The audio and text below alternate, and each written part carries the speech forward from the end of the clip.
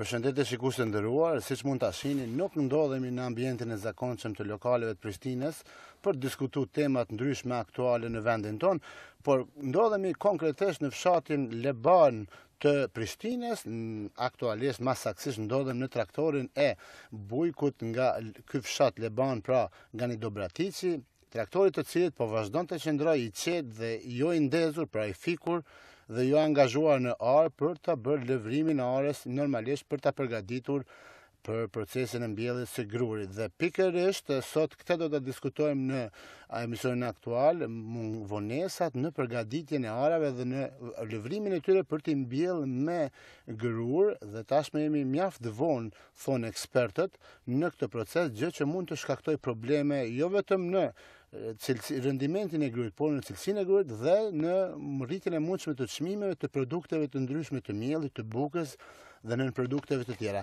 Dhe të gjitha këto sot do t'i diskutoj me dy të ftuarit e mi, me mikpritsin ton, do të thot, Ganel Dobraticin nga fshati Leban dhe me profesorin e nderuar Shefetau nga Fakulteti i Bujqësisë. Ganel, mirë se kena ardhur te edhe unë dhe profesori së bashku. Profesor, faleminderit që ke ardhur në emision. Faleminderit për ftesë. Faleminderit. Moti është mjaft i mirë. Është një ditë e bukur për me marrë diell, por normalisht në këtë moment nuk do duhet ishte kështu, apo jo? Po jo. Nuk do duhet ishte këtu me mua dhe me profesorin duke bisedu për diellin dhe motin e mirë, po duke livruar arën. Sigurisht se po, atë që thua ti, unë ju falenderoj që keni gjetë kohën na vizitoni, gjithashtu e falenderoj edhe profesorin. Po për shkak kushteve atmosferike të cilat po mbizotujnë vendin tonë veç 3 muaj ditë, tash afati optimal i mbjelljes grurit ka qenë 5 tetor, 15 tetor, tash jemi sot data 7 nëntor, gjë që edhe nëse na jepet mundësia për mbjellje të grurit apo të kemë në rreshje të shriut, sigurisht që do të kemë të lashe në çdo aspekt, në rendiment, po jo vetëm në rendiment, po kjo do të na shkaktoj të lashe edhe në ngritje çmimit të mielli, siç është janë produkte të tjera. Të cilën për këtyre elementeve, po kur është dashur të mirë përfundu këtë? Unë thash se afati optimal i mbjelljes grurit fillon me 5 tetor dhe përfundon me 15 tetor. 15 tetor, wow. Domthon veç thuaj se gati 1 muaj ditë. Tash edhe nëse fillojnë thash me miell, duhet shtohet sasia e farës në hektar, dikon rreth 20-25%, por prapë, edhe nëse na jepet mundësia me mbjell, nuk është e sigurt, sepse mund të ketë ngritësa, mund të ketë lagështia dhe aja fort dështon mbimi. Sa e rrit kjo vlerën e investimit, domethënë për hektar? Sepse me shtu farë, me marrë masa shtesë, do të thotë të gjitha këto duhen mu vlerësu dhe me aqit kostos finale. Po, shiqoni, tash në varet për variatetit grunt, llojit farës, nëse dikon rreth 350 kg për hektar, në afatin optimal 300 kg, 350, tash duhet shkoj gati në 400 kg, 100 kg kushtojnë 40 euro. Tash nëse i shtojmë edhe 100 kg, bojnë 80 euro. Gati 2 fyshi. Ti ke 30 hektar to. Unë këtë vet kom planifiku të mbjelli dikon rreth 24 hektar me grur. Profesor nderuar Shefetau, na trego prej perspektivës katedrës prodhimtarisë bimore, se çfarë probleme shkakton kjo situata sot që kemi me temperaturë të ngrohtë në bimet si të tilla, domethënë gjenetikën e tyre, a është ky një start i një ndryshimi i farave që po i përdorim, a do të më përdor tjera? Së pari dëshiroj të ju falenderoj dhe të përshëndes shikuesit e programit tuaj. Pyetjet e tuaja dhe çështjet që i ngrisni janë shqetësim i opinionit publik. Jo vetëm i fermerëve, por do gjithkush që ndin veten përgjegjshëm për sigurimin e ushqimit duhet të ndi veten të shqetësuar. Lidhur me faktorët për cilët po bisedojmë edhe që duhet ta përshëndes tash edhe një koqiri infermerinë e dalluar, zot Neganiun. Së pari duhet me fillu për ndryshimeve globale klimatike. Ndryshimet globale klimatike kanë shumë efekte negative, jo vetëm në Kosovë, por këto është thatësia regionale. Dhe fatmirësisht ose fatkeqësisht, ndryshimet klimatike nuk kanë barriera dhe kufi as politik, as etnik, as shtetnor. Ato kur përfshin regionin më të ngushtë ose më të gjerë. Lidhur me afatin ose përmbjelljet që po themi tash, është një korrigjim i vogël ndoshta për Ganiun, afatin optimal i mbjelljes është i gjithë tetorit, themi pi 100-500 deri në fund tetorit.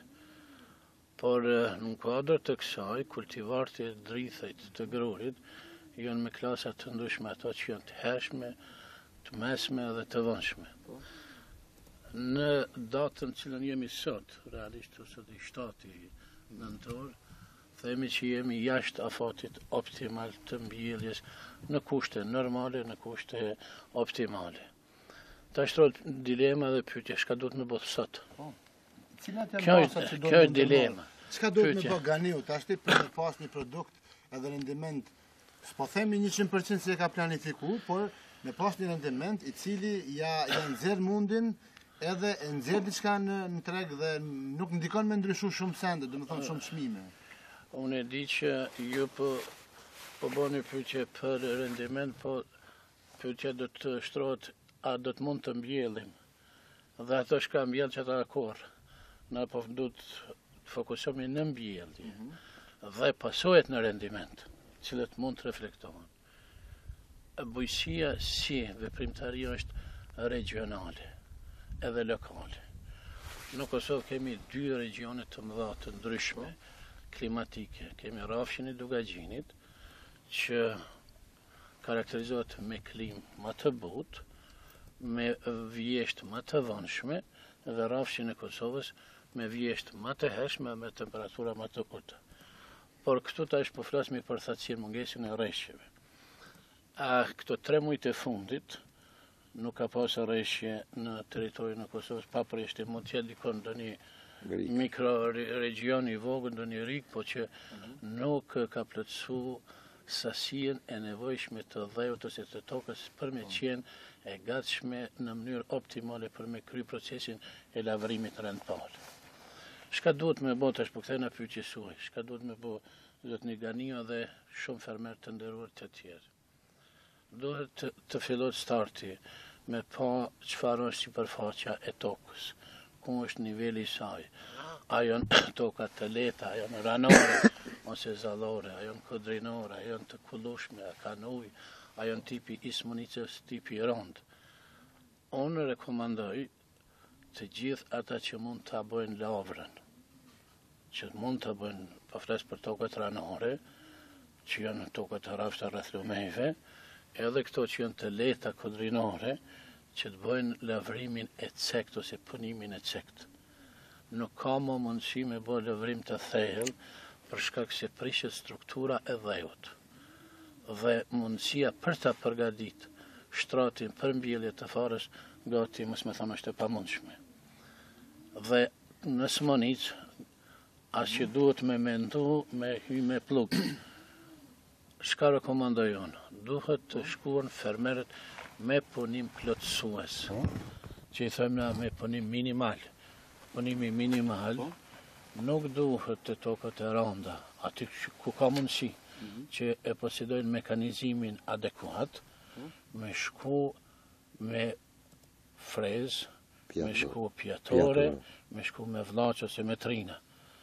Dhe me bon përgatitjen e një shtres në përqisht 15 cm, sepse në atë shtres duhet vendosët, në qatë thellësinë optimale, duhet më vendosë fara e grurit cilën do të mjedhin fermeret. Nuk ka rrezik, ka 2 rrezik, tash për flas parin edhe dytin.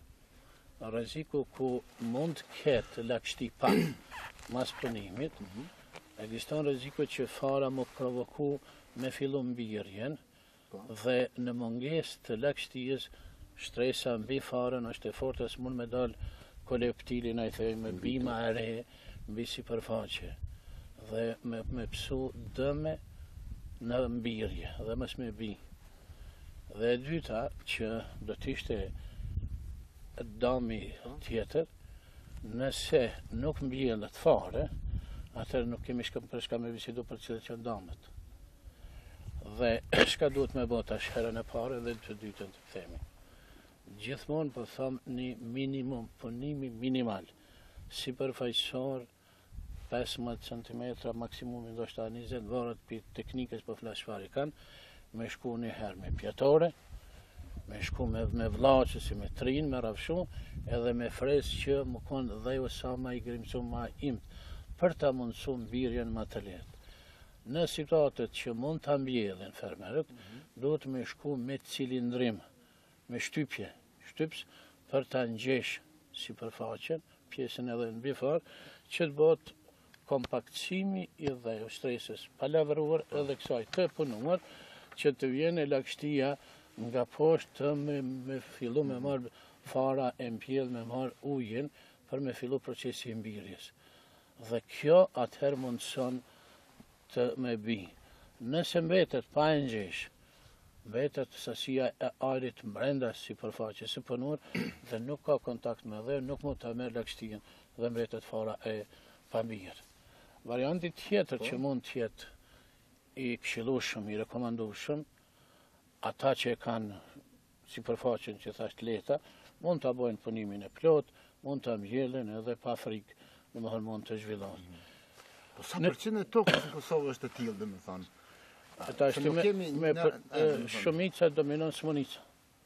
Tash me përqindje nuk guxoj me fol, por shumica smunic, një pjesë e vogël është kodrejnore, kjo toka kafeje që I thojmë, malore, dhe një pjesë aluviem këto tokat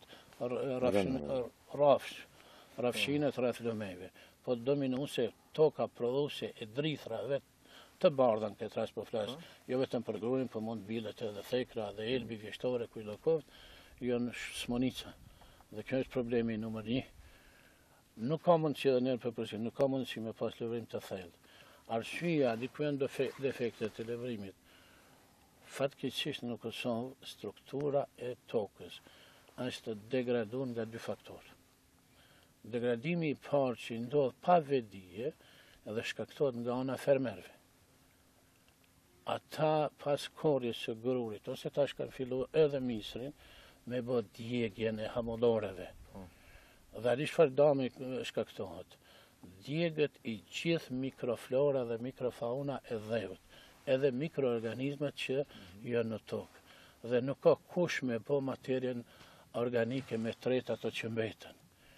Dhe inaktiviteti ose pasiviteti I tokës, dhe e dyta që përsëri është defekt, fondi I bagëtijës po zvogëlohet gjithnjë dhe nuk ka shpërndarje të plehrave organike të shtandës. Këto 2 faktorë, paraprakisht, e bojnë tokën shumë kompakte të rëndë për të punuar.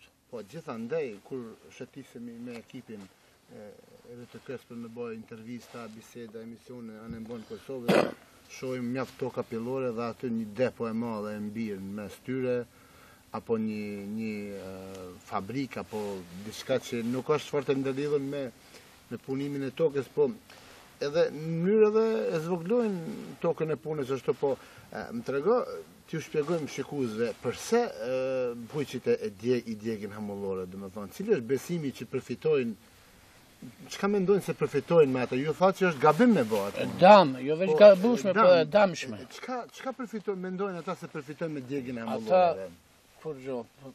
Ata vetëm pritojnë me punu edhe pak. Dhe shkaktojnë dame. Ata mendojnë me pastru sipërfaqet, pi barojeve, pi farës, pi ndoj therë në diçka, që bëjnë më shumë dam. Sikur të këshillohen bujqit nga shërbimi këshillimor I ministrisë ose cili do institucion që ka përgjegjësi ligjore dhe profesionale, ata me njëherë mas korrje shirjes duhet me bë një lavrim të cekt me përmbys materien që mbetet si biomas na pe themi kështu, dhe ajo mineralizohet ose tretet dhe kthehet në materje ushqyese për bimën që vjen. Edhe jo me djeg. Pastrimi ka mundësi format të ndryshme, qoftë në mënyrë mekanike, qoftë kimike, mund përdoren në herbicide të ndryshme, po jo me djeg.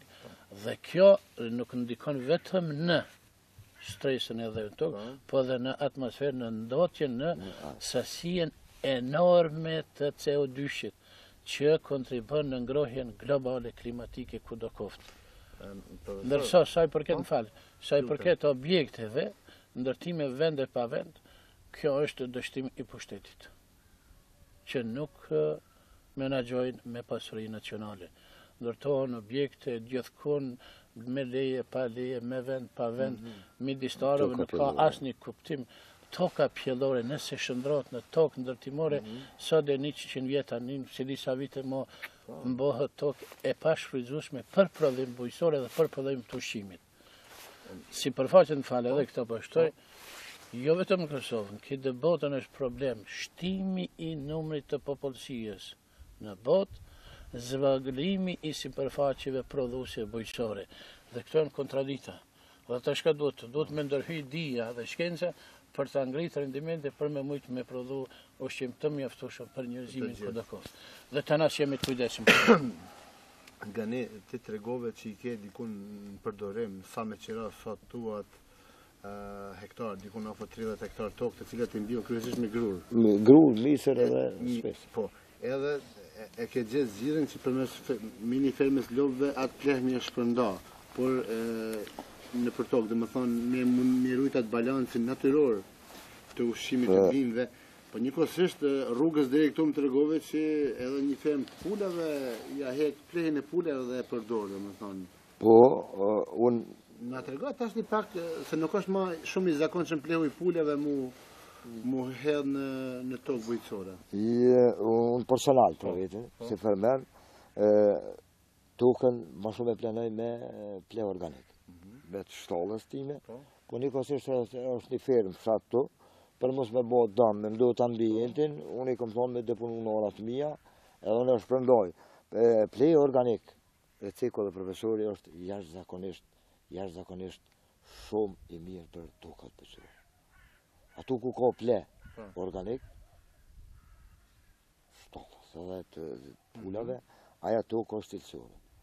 Unë ka disa herë i kom marrë mbosat, i kom që në laborator për me shique, gjithë herë janë domon në rregull. Po du veç të shtimi të mundëllit të profesorit për homolojat edhe të mbjellje. Unë personal, prej mas lufte, kulturën e misrit, ku kom pas, nuk kom përdor lavrim. Vetëm me pjatore më shku. Mirë për toka është e letë, nuk kom pas më një të zezë. Edhe të hamullarë.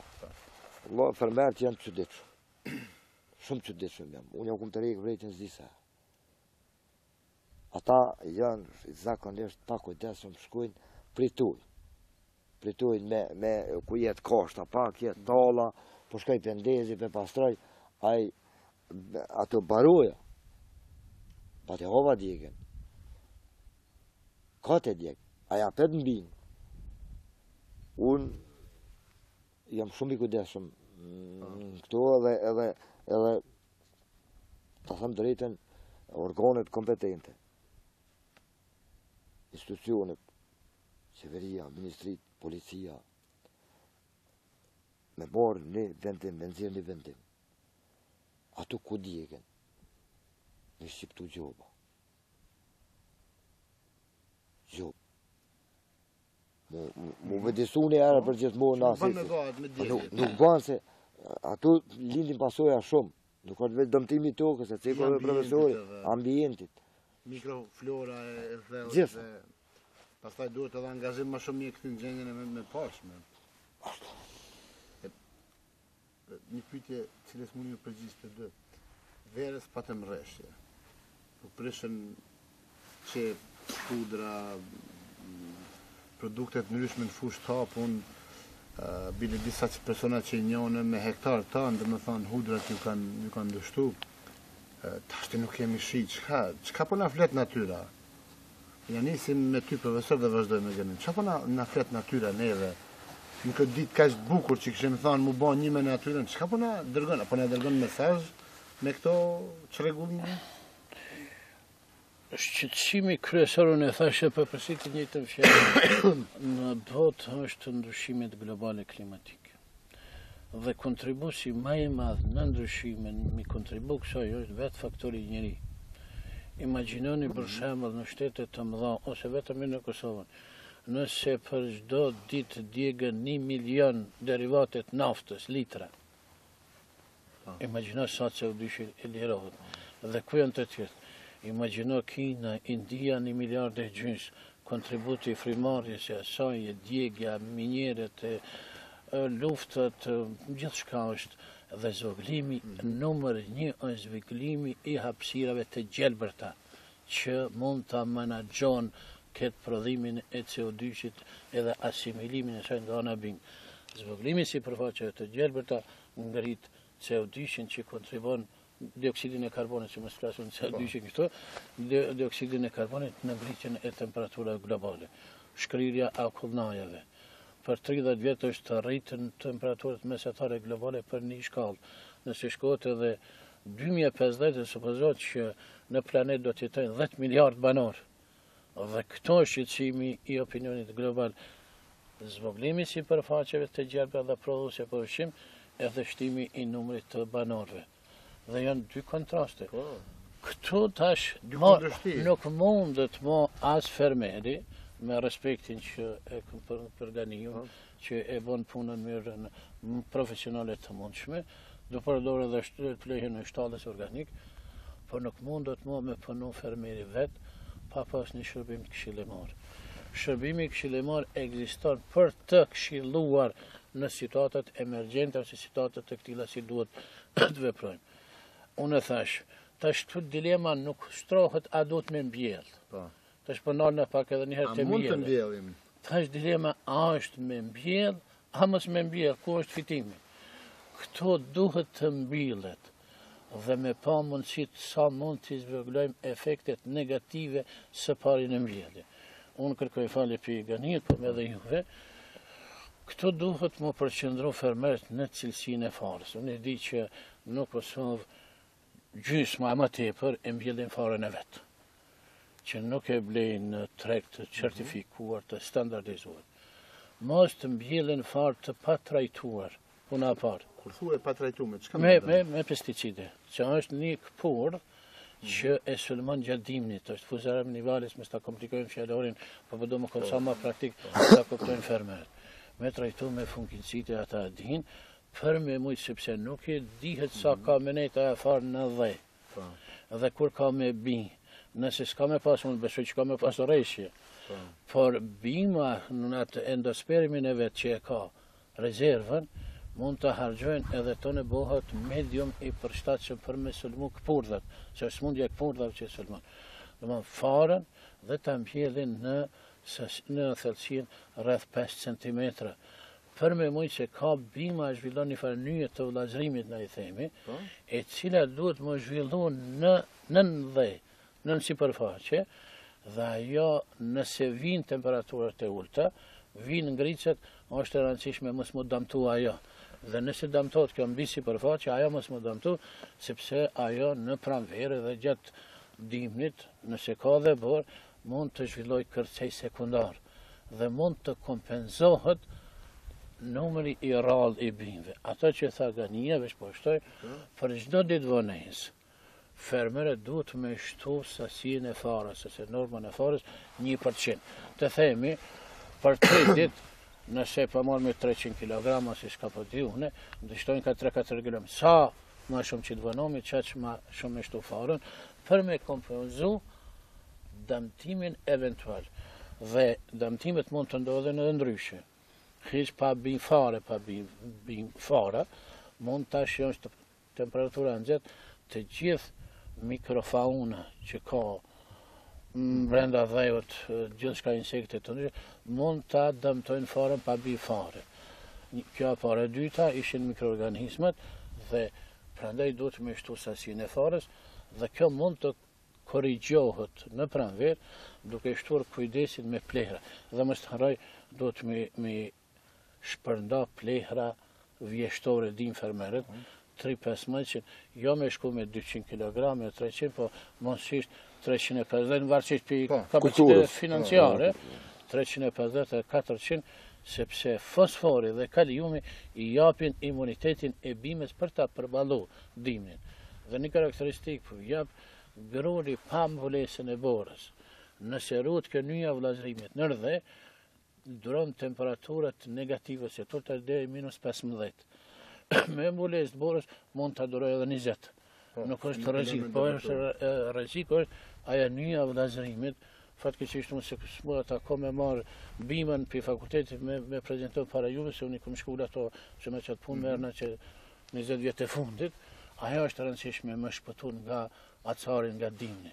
Njënën parë se me kalu të Ganiu, njënën pyetje, a muna me po, a rrezikojnë farat e vendit ose bimet që përmjellin tani me pësu mutacion në këso kushte kështu? Jo. A mund ndikoj? Ja, mutacionet janë çështje tjetër, jo.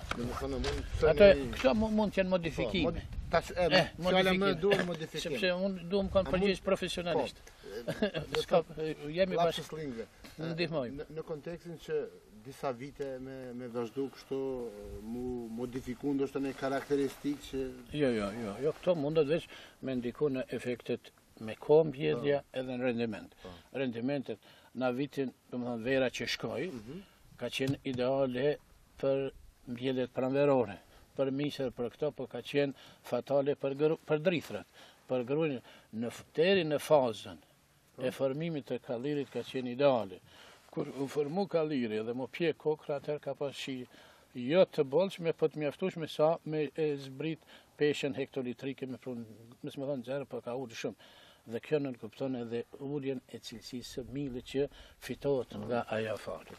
Modifikimet janë të mundshme, sepse na duhet më adaptu ndryshimeve klimatike. Dhe çysh adaptohemi? Adaptohemi kur institucionet profesionale shkencore, bashkë me fermerët, bashkë me Ministrinë e Bujqësisë, bëhen bashkë, krijojnë një plan të veprimit operativ për situatat të këtilla, sepse nuk ka vlerë më të madhe se sa më angazhu për të prodhu ushqim për veti, për familjen tonë dhe për të tjerë. Vlera ma madhe është ushqimi. Dhe ndoshta për lidhje me këto, asnjë grevë s'ka kuptim më të mirë edhe më kuptim plotë se sa greva urijës. Kështu që na duhet me punu. Ngani? Natyra, janë nisë me natyrë, dhe më thonë, si e shë këtë situatë, dhe më thonë, para emisionit të regojshë që këtë bëjë edhe me premin e pyjeve.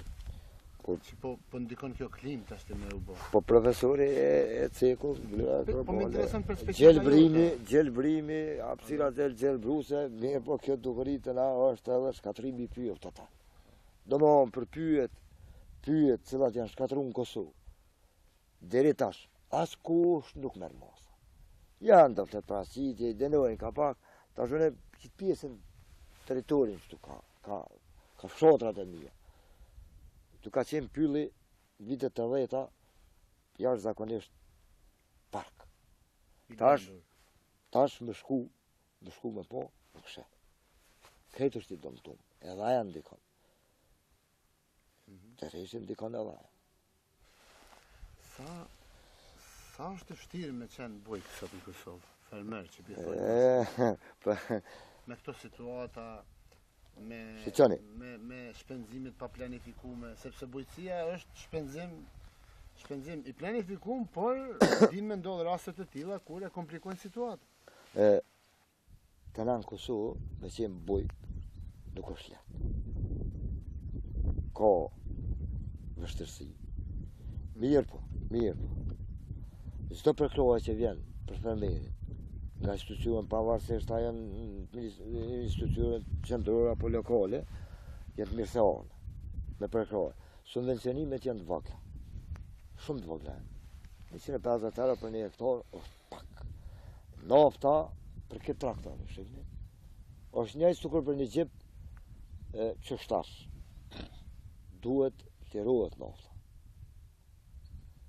Tash, jemi vetë për shumë në farpoze jemi.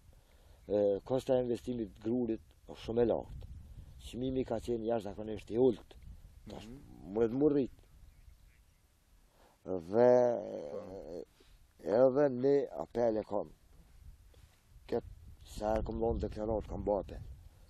Që institucionet, qeveria, parlamenti, të merren seriozisht me këtë punë. Me subvencionet? Me subvencionet, po të merren seriozisht, unë e kam një apel në emision të tu.